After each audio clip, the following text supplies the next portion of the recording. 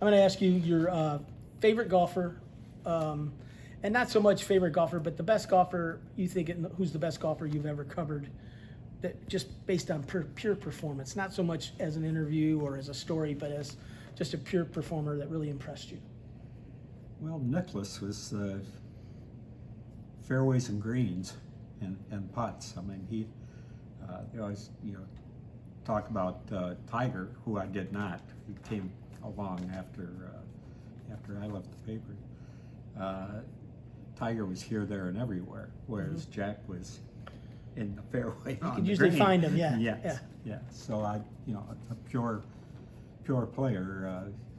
It's tough to beat Jack Nicklaus. Okay, I figured you might be in that camp. Plus, yeah. I remember he signed a book for you, the only Masters you missed, of course. So talk a little bit about that. The one you got sick and you couldn't beat it. I didn't know it was when he won his 6th jacket. I was president of the Golf Writers at the time, and I had a real busy week going into the tournament, and I wasn't feeling that good, and come on, his name from Pittsburgh. Mike Kern.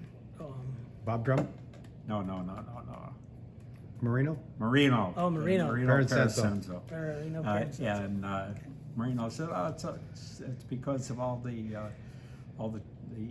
yellow is the trees have that dropping the what have I said that pollen. The pollen. Pollen. Yeah, pollen. there you go. The trees, they looked like cars would look like they had a pollen coating on them. I remember that. So I was having trouble kind of breathing, it seemed like, during that. But on Sunday morning, at the Masters, all those majors, the last round doesn't begin, right, for the players, the leaders, doesn't start until about 1 o'clock in the afternoon, right, so that they can end on TV time. And I ran around, there's a lake just east of Augusta National, and I kind of ran around that on Sunday morning. I have to say I did run 3 marathons: Detroit, Philadelphia, and New York. I'm glad we worked that in. So I was a semi-runner at the time, and got around there, and then get to the golf course, and then Jack wins awesomely, and so that's huge story.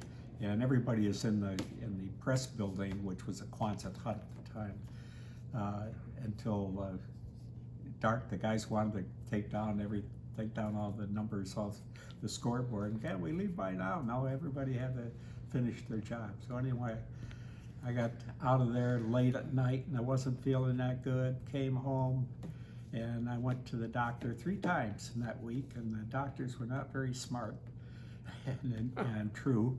And the last one finally took an EKG and said, told my wife, take him to the ER. Oh, thank you. So I got to the ER, and I nearly died that night. I had acute viral myocarditis. Well, I'm glad there was one smart doctor out of 3 there. That's right. Good. And who became a great Irish friend of mine. Oh, wonderful. Greg McKendrick. And I got him into the Masters next year. Oh, there you for go. That. So that was my most memorable experience in golf. Was that event.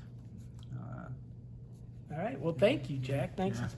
It's always been a pleasure to work with you and to learn from you. And I greatly appreciate when you send me a note and tell me I did a good job on something, because I know somebody's reading. And yes.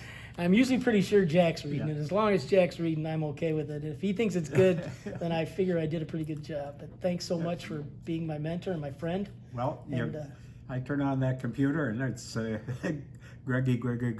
He's all the way down. I stay busy, don't I? You stay busy. Well, I learned if you don't hustle, you don't keep up with the Jacks of the world. So Greg and Terry and Art, the 3 closest friends that I have in golf. Oh. I've been very privileged. Thank you.